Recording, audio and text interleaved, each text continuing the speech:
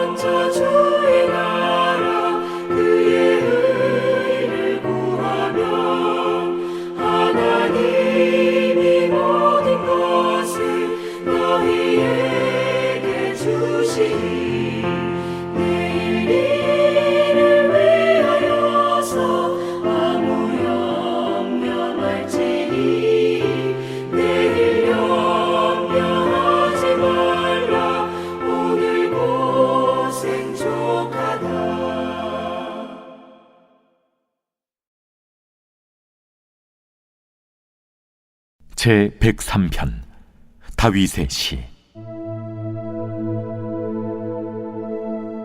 내 영혼아, 여호와를 송축하라.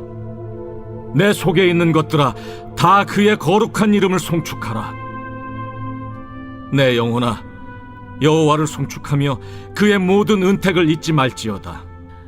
그가 내 모든 죄악을 사하시며 내 모든 병을 고치시며 내 생명을 파멸해서 속량하시고 인자와 긍휼로 관을 씌우시며 좋은 곳으로 내 소원을 만족하게 하사 내 청춘을 독수리같이 새롭게 하시는도다. 여호와께서 공의로운 일을 행하시며 억압당하는 모든 자를 위하여 심판하시는도다. 그의 행위를 모세에게, 그의 행사를 이스라엘 자손에게 알리셨도다. 여호와는 긍휼이 많으시고 은혜로우시며 노하기를 더디하시고 인자하심이 풍부하시도다. 자주 경책하지 아니하시며 노를 영원히 품지 아니하시리로다.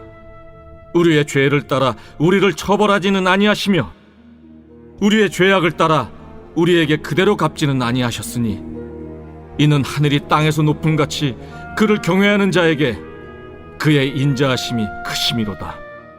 동이 서에서 먼 것 같이 우리의 죄과를 우리에게서 멀리 옮기셨으며 아버지가 자식을 긍휼히 여김같이 여호와께서는 자기를 경외하는 자를 긍휼히 여기시나니 이는 그가 우리의 체질을 아시며 우리가 단지 먼지뿐임을 기억하심이로다. 인생은 그 날이 풀과 같으며 그 영화가 들의 꽃과 같도다. 그것은 바람이 지나가면 없어지나니 그 있던 자리도 다시 알지 못하거니와 여호와의 인자하심은 자기를 경외하는 자에게 영원부터 영원까지 이르며 그의 의인은 자손의 자손에게 이르리니 곧 그의 언약을 지키고 그의 법도를 기억하여 행하는 자에게로다.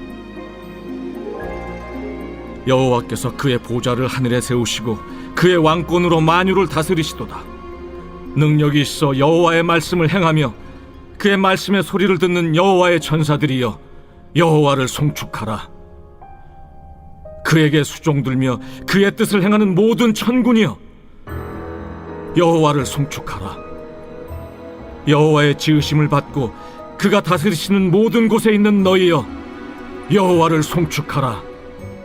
내 영혼아 여호와를 송축하라. 시편 103편은 찬양시입니다. 시인은 자신을 비롯한 모든 사람들과 모든 피조물을 향해 하나님의 인자하심과 하나님의 긍휼하심을 찬양하라고 요구하는데요. 자, 1절에서 5절은 서론에 해당하는 개인의 찬양인데 1절 보시겠습니다. 내 영혼아 여호와를 송축하라. 내 속에 있는 것들아 다 그의 거룩한 이름을 송축하라. 자, 1절에서 시인은 자신의 영혼을 향해 하나님을 찬양하라고 말합니다. 이는 자신의 전 존재를 하나님을 찬양하는데 헌신하겠다는 시인의 자기 권면이죠. 그러니까 찬양은 우리가 입술로 드리는 건 찬양이지만 그것뿐만 아니라 우리의 삶 전체가, 우리의 존재 전체가 하나님을 향한 찬양이 될 수 있는 것이죠. 자, 2절인데요. 내 영혼아 여호와를 송축하며 그의 모든 은택을 잊지 말지어다. 하나님의 은택, 하나님이 내게 주신 은혜를 망각하지 말라고 자신에게 이야기하는데요. 자, 모든 은택은 이어지는 3절에서 5절에 자세히 언급하는데, 자, 하나님이 내게 베푸신 은택은 내 모든 죄악을 사하시며 내 모든 병을 고치시며 자, 내 생명을 파멸해서 속량하시고 나에게 인자와 긍휼로 관을 씌우시며 좋은 것으로 내 소원을 만족케 하시며 내 청춘을 독수리와 같이 새롭게 하셨다. 모든 것이 시인에게 하나님이 베풀어 주신 은택이고 이것을 잊지 않고 내가 찬양하겠다 말하고 있습니다. 자, 이어서 6절에서 18절은 이 시의 중심이 되는 찬양입니다. 자, 6절 여호와께서 공의로운 일을 행하사 억압당하는 모든 자를 위하여 심판하시는도다. 하나님의 공의와 정의를 찬양하고 7절 그 행위를 모세에게 그 행사를 이스라엘 자손에게 알려주셨다. 자, 이 7절의 말씀은 이제 출애굽기 34장을 배경으로 하고 있는데요.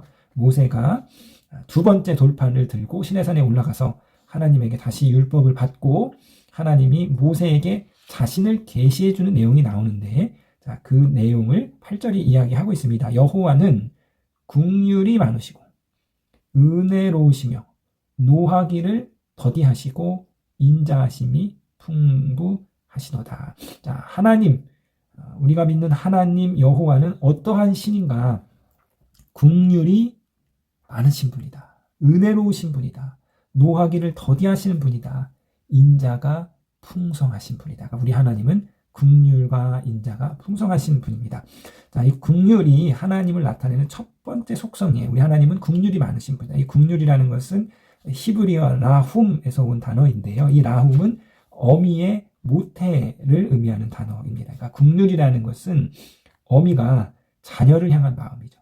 그 자녀를 향한 끊을 수 없는 애끓는 마음, 이것이 바로 긍휼이고 이것이 바로 하나님이 저와 여러분을 향한 하나님의 긍휼입니다. 9절 자주 경책하지 아니하며 노를 영원히 품지 아니하시도다. 그러니까 하나님께서는 자주 꾸짖지 않으시고 영원히 노를 품지 않는다. 하나님이 우리에게 징계하시지만 그 징계는 잠깐이라는 거예요. 하나님이 영원히 우리를 징계하시지 않는다. 자, 그래서 시편 30편 5절 이렇게 말하고 있습니다. 그의 노여움은 잠깐이요, 그의 은총은 평생이로다. 저녁에는 울음이 깃들지라도 아침에는 기쁨이 오리로다. 자, 이사야 54장 7절에서 8절입니다. 내가 잠시 너를 버렸으나 큰 국률로 너를 모을 것이요, 내가 넘치는 진노로 내 얼굴을 내게서 잠시 가렸으나 영원한 자비로 너를 국률이 여기리라. 내 구속자 여호와께서 말씀하셨느니라. 자, 하나님이 우리의 죄와 우리의 허물을 심판하시는데요, 그 심판은 잠깐이다.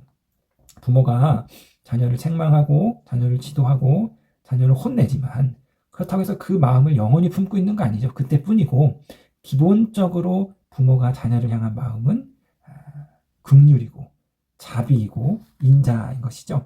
하나님의, 우리를 향한 하나님의 긍휼과 자비가 영원하다 말씀하고 있습니다. 자, 그래서 10절, 우리의 죄를 따라 우리를 처벌하지 아니하시며 우리의 죄악을 따라 우리에게 그대로 갚지 아니하시나라. 하나님께서 우리의 죄를 정말 한치의 애누리도 없이 다 처벌하신다면 살아남을 수 있는 자는 아무도 없을 것입니다. 하나님께서 죄를 처벌하시나 그러나 하나님은 긍휼과 인자하심이 가득한 것이죠. 자, 11절에서 13절은 이 하나님의 긍휼과 인자하심을 세 가지 비유로 설명하고 있는데요. 자, 11절 보시면 이는 하늘이 땅에서 높음같이 그를 경외하는 자에게 그의 인자하심이 크도다. 그러니까 하나님의 긍휼은 하늘과 땅의 간격만큼, 그만큼 크다 이거죠. 자, 계속해서 12절 보시면 동이 서에서 먼 것 같이 우리의 죄가를 우리에서 멀리 옮기셨다. 우리의 죄를 사해 주시는 하나님의 인자하심은 동에서 서가 먼 것 같이 정말 우리가 상상할 수 없는 큰 그러한 자비를 갖고 계시다. 그 다음에 끝으로 13절 보시면 아버지가 자식을 긍휼히 여김같이 여호와께서 자기를 경외하는 자를 긍휼히 여기시나이다. 세 번째로는 아버지로서 아버지가 자녀를 긍휼히 여기는 그 마음으로 하나님의 긍휼을 묘사하고 있습니다. 이처럼 하나님의 인자하심과 긍휼하심은 인간의 계산과 상상을 초월하는 것이죠. 야, 이런 생각하다 내가 하나님이었으면 저 인간을 내버려 두냐. 내가 하나님이었으면 벌써 벼락을 내리고 벌써 심판을 내렸을 거인데, 그러나 인생을 향한 하나님의 긍휼이 끝이 없기 때문에 하나님께서는 지금도 긍휼로 세상을 다스리고 계십니다. 이처럼 하나님께서 끝없는 긍휼을 베푸시는 이유는요. 자, 14절, 그가 우리의 체질을 아시며 우리가 단지 먼지일 뿐임을 기억하심이로다. 그러니까 인간의 연약함, 인간의 그 체질, 인간의 그 나약함을 하나님이 잘 아시기 때문에, 그렇기 때문에 하나님께서는 우리 가운데 은혜를 베푸시는 거죠. 자, 15절에서 18절은 인생의 덧없음과 하나님의 영원한 인자하심을 대조하고 있습니다. 그래서 인생은요, 15절에 보면 풀이나 들꽃 같다. 그러니까 풀, 한여름에 막 자라는 그 정말 기세 높게 자라는 그 잡초들, 풀들. 그런데요, 이제 겨울이 되니까 뭐라고 그렇게, 왜 그렇게 자랐는지 무색할 정도로 다 말라 죽어버리는 거죠. 그 인생이 그렇다는 거예요. 건조한 바람이 불면 쉽게 시들어지고 마는 그런 풀과 같다. 인생이 이와 다르지 않다. 아름답지만 그 아름다움은 곧 사라지는 것이죠. 그러나 17절, 이에 비해 하나님의 인자하심은 영원하다. 자, 그러니까 무엇이 삶의 지혜냐? 인간이 자신의 무상함을 깨닫고, 인간이 자신의 덧없음과 유한함을 깨닫고, 동시에 하나님의 영원하심, 하나님의 무궁하심, 하나님의 영원한 자비를 깨닫고 그 하나님을 경외하는 것. 무상한 인간이, 유한한 인간이 자신의 한계를 깨닫고 영원한 하나님을 경외하는 것. 이것이 바로 인생의 지혜이지요. 자, 그래서 시인은 오늘 우리 가운데 이것을 이야기해 주고 있는데요. 자, 11절에 이렇게 말하고 있습니다. 이는 하늘이 땅에서 높음같이 그를 경외하는 자에게 그의 인자하심이 크도다. 하나님이 누구에게 하나님의 인자하심, 끝없는 인자하심을 베푸는가? 하나님을 경외하는 자, 자신의 유한함을 깨닫고 하나님을 경외하는 자에게 크신 인자와 긍휼을 베푸신다. 13절 아버지가 자식을 긍휼히 여긴과 같이 여호와께서는 자기를 경외하는 자를 긍휼히 여기신다. 하나님이 어떠한 사람에게 엄중한 맹렬한 심판을 내리시지 않고 긍휼과 자비의 심판을 내리시는가? 하나님을 경외하는 자에게 긍휼과 자비를 베푸시는 거죠. 자, 그렇다면 하나님을 경외하는 자는 누구인가? 17절 여호와의 인자하심은 자기를 경외하는 자에게 영원부터 영원까지 이르며 그의 의는 자손에게 이르리라. 자신을 경외하는 자에게 하나님의 인자하심이 영원히 이르고 그 자손까지 이른다. 그렇다면 하나님을 경외하는 자는 누구인가? 18절입니다. 곧 그의 언약을 지키고 그의 법도를 기억하여 행하는 자에게로다. 누가 하나님을 경외하는 자인가? 곧 하나님의 법도와 하나님의 언약을 지키는 자, 하나님의 말씀, 하나님의 율법에 순종하는 자, 하나님의 말씀을 기억하고 지키는 자가 바로 하나님을 경외하는 자입니다. 자, 사랑하는 성도님 여러분, 우리의 인생의 덧없음과 유한함을 깨달으시고 하나님을 온전히 경외하심으로 하나님의 말씀을 온전히 기억하고 그 말씀대로 살아감으로 놀라운 하나님의 인자와 긍휼 안에 거하시는 저와 여러분 되시기를 주님의 이름으로 부탁드리겠습니다. 이 새벽에 하나님의 긍휼하심을 높이 높이 찬양하며 우리 함께 나아갑시다.